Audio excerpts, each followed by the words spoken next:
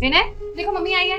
अरे अंदर कहाँ घुसे आ रही हैं आप? चलिए बाहर निकलिए, बाहर निकलिए आप। विनय ये कैसे बात कर रहे हो तुम मेरी मम्मी से? तमीज भूल गए हो क्या? मेरी मम्मी है वो। तो क्या करूँ मैं? पूजा करूँ या आरती उतारूँ? तुम्हारी माँ को इतने मैनर्स नहीं है तो उसकी इजाजत मांगी जाती है, ऐसे मुंह उठा के नहीं जाया जाता किसी के घर पर। और इतना सुनने के बाद आप खड़ी क्यों है? बाहर जाइए ना। तुम्हारा दिमाग ठीक है? ये किस तरीके से बात कर रहे हो तुम मेरी माँ से? हाँ, और मेरी माँ क्या तुम्हारी माँ नहीं लगती? मैं ऐसी बात करता हूँ, और वैसे भी ये तुम्हारी माँ है, मेरी माँ नहीं है, समझ रही हो? विनय तुम पागल हो गई हो क्या? या कुछ खा लिया तुमने? हाँ पागल हो गया हूँ मैं। तुम्हारी माँ को ना मैं 1 मिनट भी यहाँ बर्दाश्त नहीं कर सकता। और रिंकी अगर तुम चाहती हो ना तो तुम भी अपनी माँ के साथ जा सकते हो, मैं तुमको भी नहीं रोकूंगा फिर। विनय देखो थोड़ा ना सोच समझ के बोलो, अपनी जुबान पे लगाम लगाओ। जितना ये घर तुम्हारा है ना उतना ही मेरा भी है। और मेरी माँ को यहाँ आने से पहले ना तुमसे परमिशन लेने की जरूरत तो बिल्कुल भी नहीं है। मेरी परमिशन लेने की जरूरत है क्योंकि मेरा घर है, तुम्हारा नहीं। अरे आप खड़ी क्यों है? आपको प्यार से बोलो, समझ में नहीं आता क्या? निकले ना यहाँ से। देखो विनय अगर तुमने मेरी माँ के खिलाफ एक शब्द भी बोला ना तो मुझसे बुरा कोई नहीं होगा। अच्छा मैंने एक शब्द और बोला तो क्या करोगी तुम? नहीं क्या करोगी तुम? देखिए दामाद जी, आप गुस्सा मत होइए। अगर मेरी कोई गलती है तो मैं यहाँ से चली जाऊंगी। तो फिर चले जाइए ना। इतनी देर से मैं भी तो यही बात बोल रहा हूँ कि आप यहाँ से चले जाइए। चाहती क्यों नहीं है आप? देखो विनय माँ कहीं नहीं जाएगी। जितना हक तुम्हारा है ना इस घर पे उतना मेरा भी है। अच्छा मेरी तुमसे शादी हुई है ना, इसलिए हक जता रही हो ना? जाओ मैं तुम्हें डाइवोर्स देता हूँ। ये क्या बोल रहे हो तुम? सोच समझ के भी बोल रहे हो या बस बोले ही जा रहे हो? जो बोल रहा हूँ सही बोल रहा हूँ मैं। अगर तुम्हें मेरे साथ रहना है तो अपनी माँ और मेरे में से किसी एक को चुनना होगा। दामाद जी मुझे ऐसा लग रहा है कि मैंने यहाँ आके गलती की है। मैं यहाँ से चली जाऊंगी, लेकिन जाने से पहले मुझे बस ये बता दीजिए कि मेरा क्या कसूर है, मैंने क्या गलती की है? कसूर आपका नहीं है माँ जी, कसूर तो आपकी इस लाडली बेटी का है। ये क्या बोल रहे हो तुम? मैंने क्या कर दिया ऐसा? अच्छा याद नहीं आ रहा तुम्हें?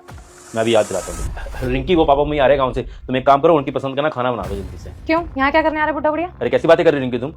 एक माँ बाप अपने बेटे के घर में क्या करने आएंगे? अपने बेटे से मिलने ही तो आएंगे ना वो लोग। मैं नौकरानी हूँ? तुम्हारे माँ बाप का जब मन करेगा तब यहाँ पे मुंह उठा के आ जाएंगे और मैं बेवकूफ हूँ यहाँ पे छप्पन भोग बनाऊंगी उनके लिए? देखो रिंकी ये ड्रामा करने की कोई जरूरत नहीं है। वैसे ही मेरे माँ बाप ना रोज रोज नहीं आते हैं शहर में, इतने टाइम बाद आ रहे हो और तुम ऐसे बकवास कर रही हो। एक बात सुनो, अगर इतना ही शौक है ना तुम्हारे गवार माँ बाप को शहर में आने का तो किसी धर्मशाला में रुकवा देना उनको। इस घर में पैर नहीं रखना चाहिए उनका। क्या मेरे को शर्म नहीं बकवास करते हुए? अरे उनका बेटे का घर है शहर के अंदर, उसके बावजूद अपने माँ बाप को मैं धर्मशाला के अंदर रखूं? बकवास करने की जरूरत नहीं है।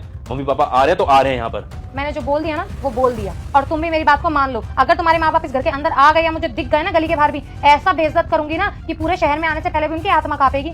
ठीक है तुम्हें तो मैं बताऊंगा। दामाद जी जो भी बोल रहे हैं वो सच बोल रहे हैं क्या? इतने टाइम बाद मेरे मम्मी पापा गाँव से शहर आ रहे थे मुझसे मिलने के लिए। अरे पूछना अपनी लाडली बेटी से कैसे व्यवहार किया था इसने मेरे साथ। आपकी बेटी मुझे कहती है कि अपने माँ बाप को धर्मशाला छोड़ के आ जाओ। अरे इसे तो मुझे अपनी बीवी कहने में शर्म आती है। इसने अपनी बेशर्मी की सारी हदें पार कर दी है। माँ जी आप जानती है ना मैं आपकी कितनी इज्जत करता हूं, लेकिन आपकी इस लड़की ने मुझे विवश कर दिया आपके साथ में आज ऐसा व्यवहार करने के लिए।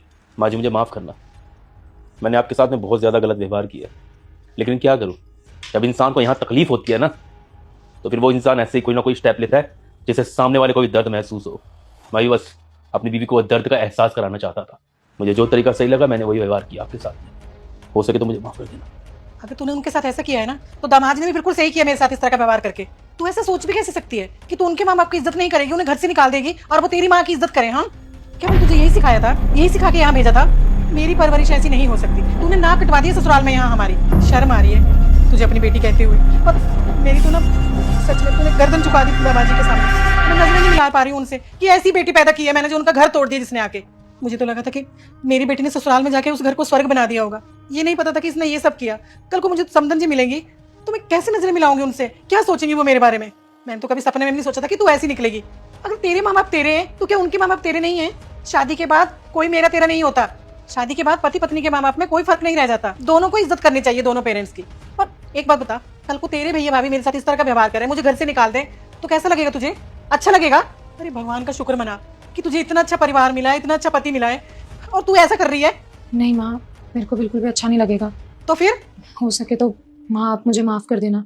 मुझे पता है मुझसे बहुत बड़ी गलती हो गई है और मैं ऐसा दोबारा नहीं करूंगी। अरे माफी मुझसे क्यों मांग रही है? माफी मांगनी तो दामाद जी से मांग।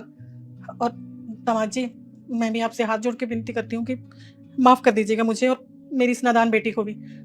मैं बहुत शर्मिंदा हूँ इसके व्यवहार के लिए। अरे माँ जी नहीं आप माफी मत मांगिए, उल्टा माफी तो मुझे आपसे मांगनी चाहिए।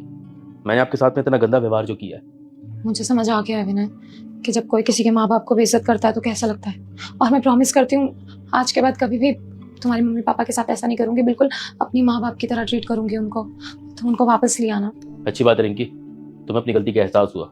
अगर सच में तुम्हें अपनी गलती का एहसास है ना तो मुझे बहुत अच्छा लगेगा। बस मैं इतना चाहता हूँ कि जितनी इज्जत तुम अपने माँ बाप की करती हो ना उतनी इज्जत तुम मेरे माँ बाप की भी करो। अच्छा बेटा अब मैं चलती हूँ। अरे माँ जी, ऐसे आप वापस जाके मेरी बेइज्जती मत कीजिए। अब रिंकी को अपनी गलती का एहसास हो गया है। अब आप मत जाइए ना, प्लीज हमारे साथ रहिए ना। हाँ माँ, अगर आप ऐसे चले जाओगे तो मुझे बहुत बुरा लगेगा। माँ बैठो ना, प्लीज मैं चाय बना